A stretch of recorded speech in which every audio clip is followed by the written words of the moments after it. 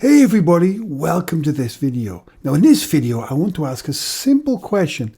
How do you know you've delivered value? Value sounds simple until you start looking at how and when it's actually measured.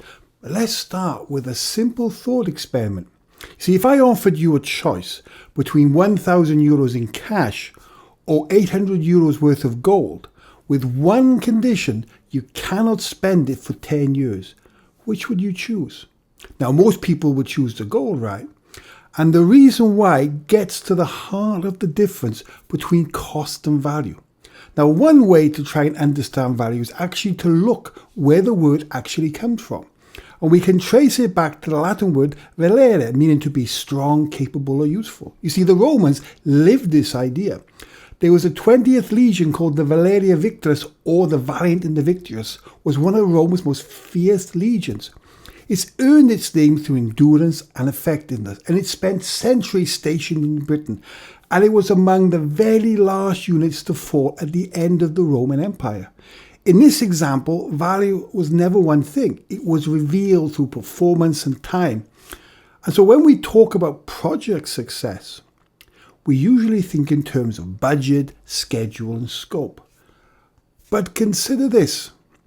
Imagine you deliver a new database system on time and within budget. The project is formally closed, but 6 months later, almost nobody is using it, and teams are still working with ad hoc Excel sheets. So, did you really deliver value, even if you delivered it on budget?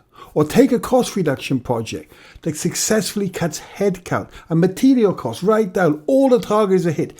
Everyone's happy. But a year later, your defect rates rise and your customer complaints increase. Was that project truly successful? You see, things like cost and scope are fixed at project close, but value only becomes visible over time.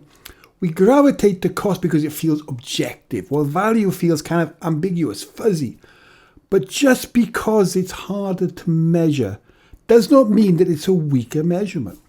Think about what restaurants measured 30 years ago versus today. Now, from the owner's point of view, success used to mean tables turned, meals served, and wine sold. That was the main way they looked at value. Those numbers are the ones that really matter to them. But the internet changed everything.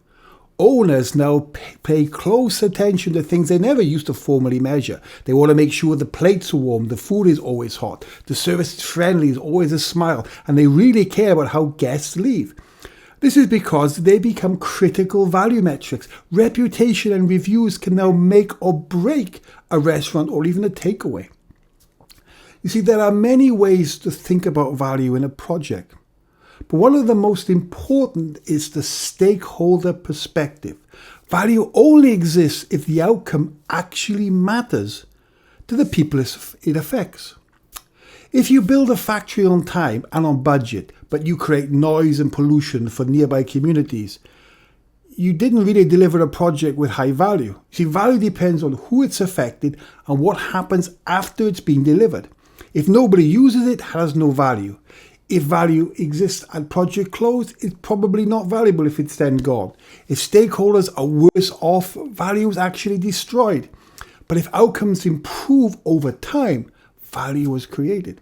See, value can never be tied down to a simple number or one word. But understanding it is critical to success. Now, I want to leave you with one final example. You see, the Sydney Opera House was considered an absolute financial disaster when it was built. But over 50 years later, many would consider it priceless, which is just another example of value emerging over time.